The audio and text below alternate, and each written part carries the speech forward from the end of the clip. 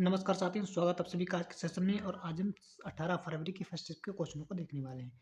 ठीक है, जो भी क्वेश्चन आपको देख रहे हैं 100% रियल हैं, यही क्वेश्चन आपके आए थे। ठीक है, थोड़ा क्वेश्चन हो सकता है जिसमें मैं आपको बिल्कुल 100% आंसर के साथ क्वेश्चन बताने वाला हूँ। ठीक है, तो आइए शुरू करते हैं आज का सेशन। शुरुआत करते हैं फर्स्ट क्वेश्चन के साथ। लव और ड्यूस शब्द किस खेल से संबंधित है? ठीक है, तो ये दोनों शब्द हैं टेनिस से संबंधित है। टेनिस के साथ साथ बैडमिंटन से भी ये दोनों खेल जुड़े हुए हैं। ठीक है, टेनिस और बैडमिंटन दोनों भी अगले क्वेश्चन में आ सकता है। ठीक है, आपको ध्यान रखना है। इसके बारे में थोड़ा-सा डिटेल में देख लेते हैं। देखिए, जो टेनिस है, टेनिस में शून्य अंक के लिए लव शब्द का इस्तेमाल किया गया है और बैडमिंटन में भी शून्य के लिए ही लव शब्द का इस्तेमाल होता है। ठीक है, और यदि फ्रांसीसी भाषा में लव शब्द का अर्थ है ला ऑफ से लिया गया है, जिसका अर्थ होता है अंडा। ठीक है, वहीं से इस शब्द को इन्होंने उठाया है।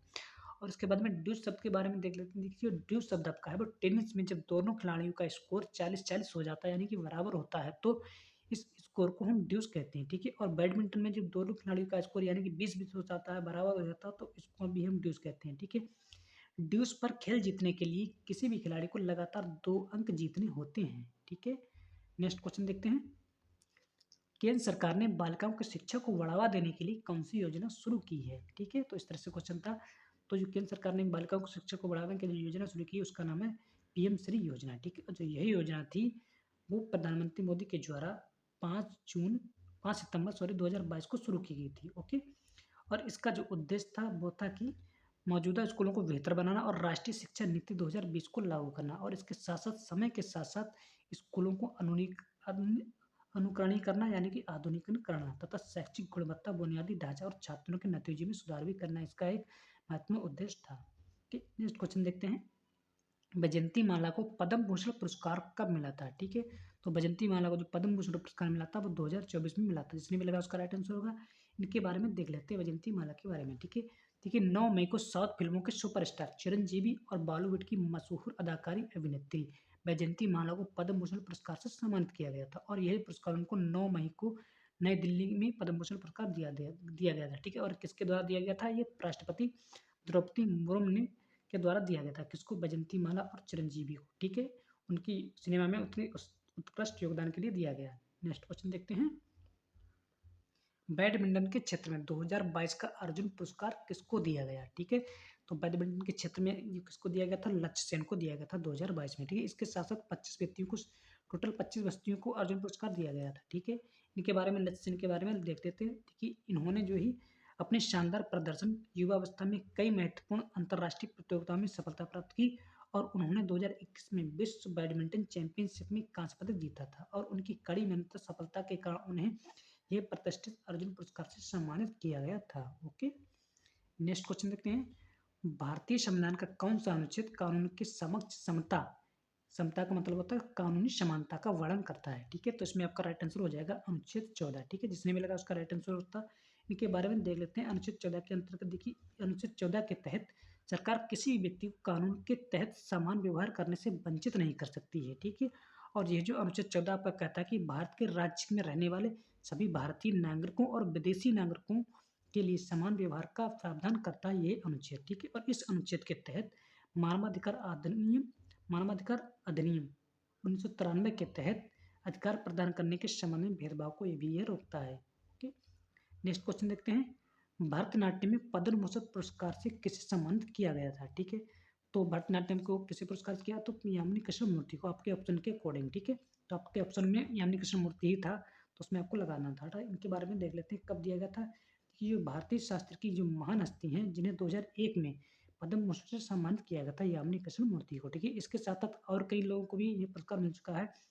भरतनाट्यम में कई नर्तकियों को पद्म भूषण पुरस्कार से सम्मानित किया जा सकता है, जिनका नाम है देखिए पद्मा सुब्रमण्यम, सोनल मानसिंह और मुंगरा यामिनी कृष्ण मूर्ति। उन लोगों को भी पद्म भूषण पुरस्कार मिल चुका है, Padma Bhushan. Okay, next question देखते हैं। सबसे ज्यादा शिलालेख किस राजा के मिले हैं? ठीक है, इस तरह से क्वेश्चन था। सबसे ज्यादा शिलालेख तो अशोक के, राजा अशोक के, मौर्य सम्राट राजा अशोक को सबसे ज्यादा शिलालेख मिले थे। ठीक है, जिसने भी लगाया उसका राइट आंसर हो जाएगा। इनके बारे में देख लेते हैं थोड़ा सा डिटेल में, क्योंकि इनसे बहुत क्वेश्चन पूछे जाते हैं। देखिए, अशोक के शिलालेख की जो संख्या है वो 30 से भी ज्यादा है। ठीक है, और ये जो शिलालेख हैं पत्थरों, स्तंभों और गुफा की दीवारों पर लिखे गए हैं। ठीक है, अशोक के शिलालेखों को धर्मलिपि यानी कि ब्रह्मलिपि तथा प्राकृतिक लिपि दोनों लिपियों में लिखे गए हैं। ठीक है, और इन जो शिलालेख है आधुनिक भारत में बांग्लादेश में, ठीक है, भारत में, बांग्लादेश में, नेपाल में, अफ़गानिस्तान में और पाकिस्तान में भी पाए गए हैं। और अशोक के में जो है शिलालेख जो है वो बौद्ध धर्म में सबसे पहले इनका ठोस सबूत मिला है, ठीक है। और इसके साथ-साथ जो है अशोक जो हैं अपने शिलालेखों के ज़रिए लोगों से सीधे जुड़ने वाले सबसे पहले राजा थे, ठीक है। ओके, नेक्स्ट क्वेश्चन देखते हैं। भरतनाट्यम के प्रमुख कलाकार कौन है? इस तरह से भी एक क्वेश्चन आया था, ठीक है। तो देखिए भरतनाट्यम के सभी कलाकारों को देख लेते हैं क्योंकि सारे कलाकारों के नाम इंपॉर्टेंट है, ठीक है। कोई भी क्वेश्चन है सभी सभी का पूछा जा सकता है। कौन कौन से कलाकार हैं? पदम सुब्रमण्यम, अलारमेल वल्ली, यामिनी कृष्णमूर्ति, अनीता रत्नम, मृणालिनी साराभाई, मल्लिका साराभाई, मीनाक्षी सुंदरम पिल्लई, सोनल मानसी और वैजंती माला स्वप्न सुंदरी, ठीक है। जितने भी नाम है सारे नाम इंपॉर्टेंट है, सभी को अच्छी तरह से देख लेना, ठीक है। और जो है ये जो भरतनाट्यम है इसकी जो शुरुआत है मंदिरों के देवदासी के रूप में हुई थी, ठीक है। जो देवदासियां थी मंदिरों में तो वो ये नृत्य करती थी, ओके। और ये दक्षिण भारत में सबसे अधिक प्रसिद्ध है। नेक्स्ट क्वेश्चन देखते हैं। सरोजिनी नायडू ने कौन सी सभा बनाई थी, ठीक है। तो सरोजिनी नायडू ने 2 सभाएँ बनाई थी जिसमें आपका जो एक सभा आई थी कौन सी? अखिल भारतीय महिला सम्मेलन, ठीक है, जिसकी स्थापना हुई थी 1927 ईस्वी में, ठीक है। तो इसको को आपको लगाना था। इनके बारे में देख लेते हैं। 2 और सभाएँ कौन-कौन सी देखिए। सरोजिनी नायडू ने महिला भारतीय संघ जिसकी स्थापना 1927 में ही इसकी भी स्थापना की थी, और एक अखिल भारतीय महिला सम्मेलन जिसकी 1927 में इन्होंने स्थापना की थी। जैसी संस्थाओं की इन्होंने स्थापना की है, ठीक है। और जो सरोजिनी नायडू हैं भारत की पहली महिला राज्यपाल थी और वे साल 1947 में संयुक्त प्रांत की राज्यपाल बनी और साल 1949 में उनकी मृत्यु हो गई थी, ठीक है। सारे पॉइंट इंपॉर्टेंट हैं। सरोजिनी नायडू को कविता लिखने के लिए नाइटिंगेल ऑफ इंडिया और भारत की कोकिला भी इनको कहा जाता है। नेक्स्ट क्वेश्चन देखते हैं। साइना नेहवाल किस खेल से संबंधित हैं, ठीक है। जो साइना नेहवाल हैं वो बैडमिंटन की खिलाड़ी हैं, ठीक है। बैडमिंटन की खिलाड़ी है, मोस्ट इंपॉर्टेंट है। इनके बारे में देख लेते हैं। इनका नाम बहुत ही चर्चा में रहता है कि वह जो है भारत की एकमात्र महिला खिलाड़ी हैं जिन्होंने बैडमिंटन में विश्व नंबर 1 रैंकिंग हासिल की है। और उन्होंने 2008, 2012, 2016 में ओलंपिक खेलों में भी भाग लिया। उन्हें 2009 में अर्जुन पुरस्कार से सम्मानित किया गया था और 2010 में उनको राजीव गांधी खेल रत्न पुरस्कार से सम्मानित किया जा चुका है, ठीक है। और उनकी ऑटोबायोग्राफी का नाम बहुत पूछा जाता है, ये भी आपको आना चाहिए, ठीक है। Playing to win my life on and off court, okay. Next question देखते हैं। भारत में हरित क्रांति मुख्य रूप से किसके योगदान को बढ़ाने पर केंद्रित थी, ठीक है। तो भारत की जो हरित क्रांति थी वो मुख्य रूप से गेहूं और चावल की उत्पादन को बढ़ाने से संबंधित थी, ठीक है। इनके बारे में थोड़ा सा देख लेते हैं। हरित क्रांति से बहुत क्वेश्चन बनते हैं, ठीक है। देखिए हरित क्रांति की शुरुआत है 1967 से 68 के दौर में हुई थी, ठीक है। और उसमें भारत के प्रधानमंत्री थे जो लाल बहादुर शास्त्री थे और खाद्य मंत्री चिदम्बरम सुब्रमण्यम थे, ठीक है। हरित क्रांति में कृषि को औद्योगिक क्रांति में बदला, ठीक है। और इस प्रक्रिया ने आधुनिक विधियों तथा तकनीकों का इस्तेमाल किया। हरित क्रांति के जरिए भारत ने अपनी जरूरतों से ज़्यादा अनाज पैदा करना शुरू कर दिया था, ठीक है। नेक्स्ट क्वेश्चन देखते हैं। सत्रिया नृत्य के संस्थापक कौन थे, ठीक है। ये भी क्वेश्चन आपका था और ये कल भी पूछा जा चुका है, ठीक है, यही क्वेश्चन, ठीक है। तो सत्रिया नृत्य के जो संस्थापक थे वो कौन है? शंकर देव हैं, ठीक है। और ये जो है असम के महान वैष्णव संत और समाज सुधारक श्रीमंत शंकर देव ने सत्रिया नृत्य की शुरुआत की थी, ठीक है। और यह जो नृत्य है वैष्णव धर्म के प्रचार प्रसार के लिए बनाई गई थी, ठीक है। यह नृत्य शैली और यह जो सत्रिया नृत्य है भारत के 8 शास्त्रीय नृत्यों में से एक है। नेक्स्ट क्वेश्चन देखते हैं फिर। निम्न में से संविधान का कौन सा अनुच्छेद अंतर्राज्यीय जल विवाद से संबंधित है, ठीक है। तो आपका जो अनुच्छेद है 262 ये क्या आपका अंतर्राज्यीय जल विवाद से संबंधित है, ठीक है। इसके बारे में देख लेते हैं थोड़ा इंपॉर्टेंट पॉइंट, ठीक है। इस अनुच्छेद के तहत संसद को अंतर्राज्यीय नदी के जलों के इस्तेमाल बंटवारे नियंत्रण से जुड़े विवादों से सुलझाने का इसका अधिकार है, ठीक है। संसद को इसका अधिकार है, ठीक है। और इस अनुच्छेद के तहत 1962 अनुच्छेद 62 के तहत संसद ने अंतर्राज्यीय नदी जल विवाद अधिनियम 1956 भी बनाया था, ठीक है। और इस नदी अधिनियम के तहत केंद्र सरकार राज्यों के बीच जल विवादों को सुलझाने के लिए तदर्थ न्यायाधिकरण भी बना सकती है। नेक्स्ट क्वेश्चन देखते हैं। अशोक चक्र कहाँ से लिया गया है, ठीक है। इस तरह से भी एक क्वेश्चन पूछा गया था, अशोक चक्र कहाँ से लिया गया है। तो देखिए ये जो अशोक चक्र आप कहे तो मौर्य सम्राट अशोक के सारनाथ के स्तंभ से लिया गया, ठीक है। यानी कि अशोक से 2 क्वेश्चन पूछे जा चुके हैं। इनके बारे में थोड़ा सा देख लेते हैं डिटेल में। देखिए जो भारतीय तिरंगे में बना अशोक चक्र है मौर्य सम्राट अशोक के सारनाथ स्तंभ से लिया गया और यह चक्र है धर्म चक्र का प्रतीक है, ठीक है। और अशोक चक्र को विधि चक्र के रूप में भी जाना जाता है, ठीक है। और अशोक चक्र को कर्तव्य का पहिया भी कहा जाता है। और इस चक्र में 24 तुलियां होती हैं और वो तुलियां मनुष्य के 24 गुणों को दर्शाती हैं। Next question. कृषि मत्स्य पालन किस क्षेत्र के अंतर्गत आता है? ठीक है, तो अब कृषि जो मत्स्य पालन है वो किस क्षेत्र के अंतर्गत आता था? ये प्राथमिक क्षेत्र के अंतर्गत आता है। ठीक है, प्राथमिक क्षेत्र क्या होते हैं?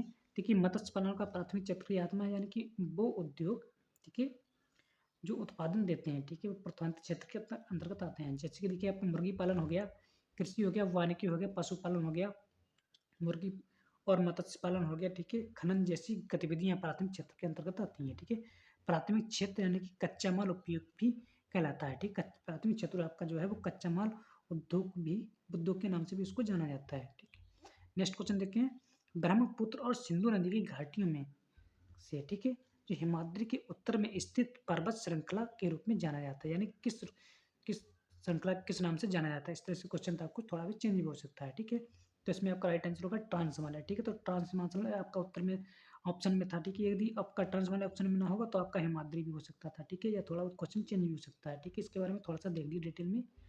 ये ट्रांस हिमालय जो है एक 1600 किलोमीटर लंबी तथा और 990 मील पर्वत श्रृंखला है, जो कि मुख्य हिमालय श्रृंखला के समानांतर पश्चिम पूर्व दिशा में फैली हुई है। और यह जो है तिब्बत पठार के दक्षिण के किनारे पर हिमाद्री और यारलुंग त्यास्पो नदी के उत्तर में स्थित है। ओके, नेक्स्ट क्वेश्चन देखते हैं। अक्टूबर 2024 तक दिल्ली में शिक्षा के लिए कौन सी योजना शुरू की गई थी? ठीक है, तो कौन सी योजना शुरू की गई? नई शिक्षा ऋण योजना शुरू की गई, ठीक है, 2024 तक। इसके बारे में थोड़ा सा देख लेते हैं। देखिए, 23 जुलाई को वित्त मंत्री सीतारमण ने 2024 में के बजट में एक नई शिक्षा ऋण योजना की घोषणा की थी, ठीक है। इसमें कि घरेलू उच्च शिक्षा के लिए 10 लाख रुपए तक के ऋण की पेशकश की गई थी, ठीक है, जिसमें देखिए वाउचर और 3% ब्याज सब्सिडी के सालाना 1 लाख छात्रों को लाभ मिलने की घोषणा की गई थी, ठीक है, लाभ हो सकता था, इस तरह से कहा गया था। नेक्स्ट क्वेश्चन देखते हैं, असम के मेले में कौन सा मेल खा रहा था? ठीक है, 4 ऑप्शन थे उसमें आपके ऑप्शन, और उसमें जो था आपका जॉनबिल मेला, ठीक है, उसमें आपको मेल खा रहा था, ठीक है। ये जो मेला है वो असम के मेले के समान ही है, ठीक है, इस तरह से ऑप्शन में था, ठीक है। असम के जो जॉनबिल मेला है वो आपका असम के मोरेगांव जिले में लगता है, और यह जो मेला है मांग बिहू के सप्ताह पर लगा जाता है, और ये जो है 3 दिनों तक चलता है। इस मेले में तिवा समुदाय द्वारा आयोजित किया जाता है, ठीक है, असम के तिवा समुदाय के द्वारा इसको आयोजित किया जाता है। नेक्स्ट क्वेश्चन देखते हैं। देखिए, सरकार जब किसी कंपनी की निजीकरण करेगी तो क्या नुकसान हो सकते हैं? ठीक है, किसी यदि सरकार किसी कंपनी का निजीकरण करती है तो देखिए, सबसे पहले तो आपको नुकसान होता है कि जनता की नौकरियां जो है नौकरी वही छूट सकती है, ठीक है। सबसे पहले तो जनता की नौकरियां छूटेंगी, उसके साथ साथ जो लागत भी बढ़ जाएगी, ठीक है, यानी कि महंगाई भी बढ़ जाएगी, ये भी आपका ऑप्शन है। इसके बारे में देखिए कई नुकसान भी हो सकते हैं, जिसको हमने डिटेल में नीचे वर्णन किया है, उनको भी देख लेते हैं एक नज़र में। देखिए, सबसे पहले तो बेरोजगारी बढ़ेगी, ठीक है। निजीकरण के बाद कंपनियां कर्मचारियों की छटनी कर सकती है, ठीक है। उसके बाद में दाम बढ़ेगा। निजीकरण के बाद सरकार की तुलना में निजी कंपनियां ज़्यादा कीमतें वसूल सकती हैं। उसके बाद सेवा में भी कमी होगी, ठीक है। किस तरह से सेवा में कमी होगी? देखिए, निजी कंपनी का मुख्य मकसद है मुनाफा कमाना, और इसलिए भी सेवा की गुणवत्ता भी कम कर सकती हैं, ठीक है। सामाजिक विकास में भी कमी होगी। किस तरह से? देखिए, जो निजी कंपनियां हैं वो सामाजिक कार्य करने से कोई जिम्मेदारी उनकी नहीं होती, ठीक है, ना ही उनको कोई मतलब होता है। भ्रष्टाचार में वृद्धि होगी, ठीक है। निजी कंपनियों के राजनेता और व्यापारियों द्वारा की जाने वाली जो गैर कानूनी गतिविधियों के लिए भी ये रास्ता खुल जाता है, ठीक है, तो वो कुछ भी कर सकते हैं, ठीक है। और प्राकृतिक संसाधनों का भी दोहन करते हैं। निजीकरण के कारण प्राकृतिक संसाधनों का भी दोहन हो सकता है, और ठीक है, इसके साथ साथ निम्न आय वर्ग के लिए सेवाओं तक पहुंच में भी कमी होती है, ठीक है। निजीकरण के कारण निम्न आय वर्ग के लिए जरूरी सेवाओं तक भी पहुंच की कमी हो सकती है, और ठीक है, यही हमारी सरकार कर रही है निजीकरण। रेलवे का निजीकरण, पीडब्ल्यू का निजीकरण, और क्या कर रही है देखिए, और एयर इंडिया का निजीकरण, यही तो हो रहा है। भाई, यदि आप हमारी बात से सहमत हैं तो वीडियो को लाइक करें, चैनल को सब्सक्राइब करें। धन्यवाद। जय हिंद, जय भारत।